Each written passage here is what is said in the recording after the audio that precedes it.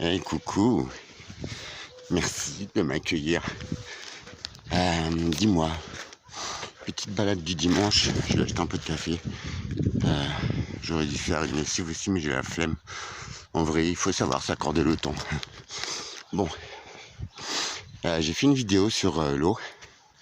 Donc c'est un petit complément, juste pour information, quelques infos comme ça. Le glyphosate, c'est un des ingrédients du Roundup, hein, vous savez. Alors ça a été interdit pour les particuliers, pour vous, pour moi. Alors que votre jardin fait 1-2 hectares. Alors, vous voyez, je le repasse dans le contexte. Peut-être vous avez un petit jardinet de 10 mètres carrés. Il y en a qui ont 2-3 hectares, chance à eux.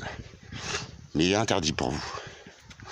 Néanmoins, ce produit, nettement plus fort, est autorisé pour les cultures. Le glyphosate, le fameux Roundup. Alors, vous avez vu l'échelle, vous en utilisez 1 litre, ça vous fait 8 ans et demi. Et l'agriculteur, lui, c'est 1000, 2000, 5000 litres par an dans des cultures nourricières. Enfin, vous voyez, c'est un peu aberrant. On va parler aussi, donc il y avait le glyphosate, et puis aussi les néonicotinoïdes.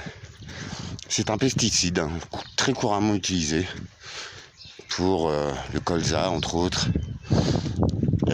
qui devait être interdit quand même, parce que nos petites abeilles, ça les impacte direct. C'est un insecticide et ça prend au cerveau de l'insecte direct, et les abeilles n'en sont pas exemptes. Donc depuis quelques années, il y a une très grosse mortalité, que ce soit insectes, oiseaux, poissons. J'en ai été témoin à côté de La Rochelle il y a des années, et je n'avais pas pensé à filmer, mais c'était catastrophique.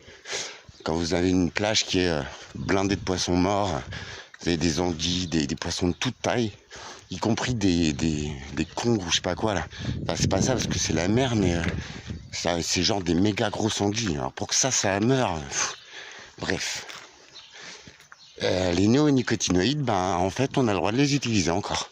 Ça a été repoussé, vous savez, par arrêté, machin, truc. Alors tout ça pour dire que, l'eau, c'est un gros problème. Alors, outre ces substances qui sont directement sur les cultures dans la terre, donc qui se retrouvent dans la nappe et dans les rivières, les fameuses algues vertes, des rivières qui s'étouffent, parce que les rivières qui ne se jettent pas dans la mer, l'algue, elle se développe dans la rivière, elle prend tout le biotope et le bio, je sais pas quoi on appelle ça, mais tout le milieu. Donc les poissons n'ont plus d'oxygène, les plantes ne poussent plus. Les lentilles, je viens de voir ça. Vous savez, les lentilles vertes, pour ceux qui connaissent un peu les marais, avant on les donnait aux canards tellement c'était, il y en avait quoi.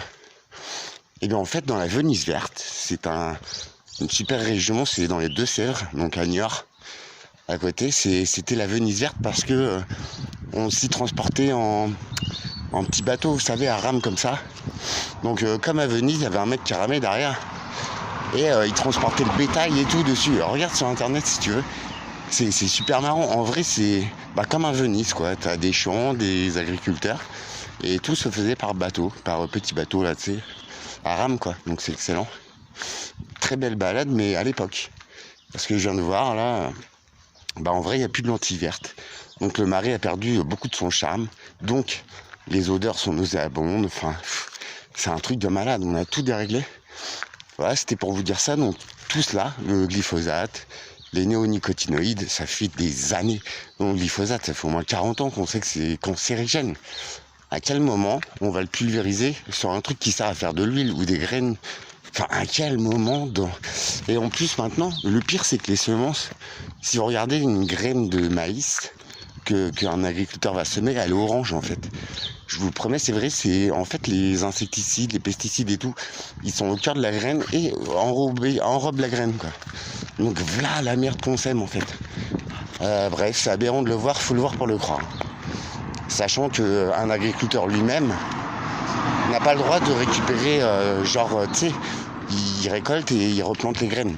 En vrai, ça pousse plus, parce que ça a été fait pour ça. Les graines sont génétiquement désactivé, et en plus il n'a pas le droit de le faire. Que ce soit les producteurs de légumes, tout ça, hein. Ils n'ont pas le droit de s'auto-semencer. Ils sont toujours obligés de reprendre un semencier. C'est des systèmes de fous furieux. Désolé pour le bruit, c'est dimanche. Pas beaucoup de circulation, il y a du vent. Donc je vais me speeder à finir. Donc on est là-dessus. Et c'est aberrant. Alors outre les résidus médicamenteux et toutes les autres produits néfastes qu'on peut trouver dans l'eau, vous voyez, l'état de l'eau aujourd'hui, c'est catastrophique.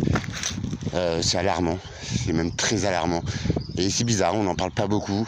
Juste vite fait comme ça, tu sais. Mais faut être, faut avoir le temps pour capter l'info. C'est pour ça que je me permets de la partager. Désolé, c'est pas très. T'as vu 25 degrés, je sais pas où ils les ont vus.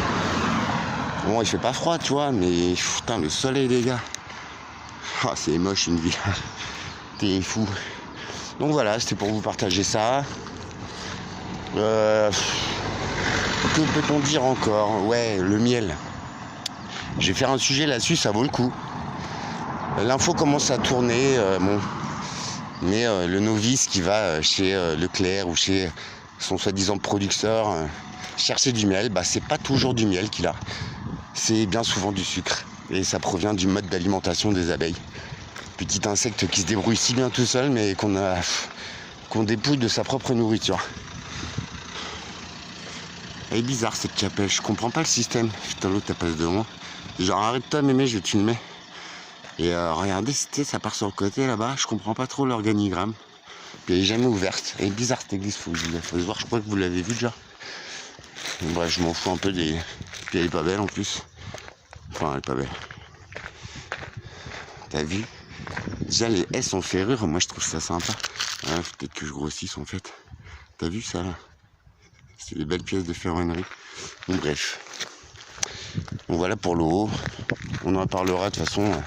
Je pense que c'est nécessaire. Et ah ouais, si. Sur l'eau, une autre info. Donc en Normandie, dans certaines communes, ils sont en train de proposer, d'essayer d'imposer, de taxer les gens qui ont des bacs de récupération de pluie. Si, c'est vrai. Si, je vous promets. C'est des trucs sur palette, c'est des grosses bonbonnes.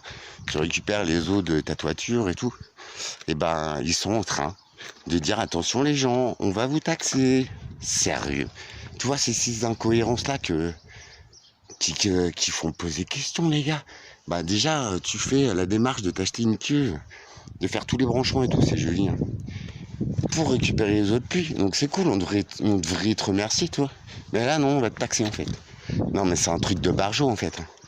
Et l'eau, ici, c'est une des plus chères de France. Alors, quand tu vois la qualité et tout, c'est aberrant, toutes ces... Je sais pas, cet argent... je sais pas. Il faut tout taxer, quoi. Profitons d'aller aux toilettes. On l'est pas encore trop. Bon, moi, je vous fais des bisous, ça va suivre. Hein. Il y en a une autre qui arrive, là. C'est sur l'application du discours au quotidien. Ça pique aussi dans ma vie, hein, donc je vous le raconte. Et allons toujours plus loin.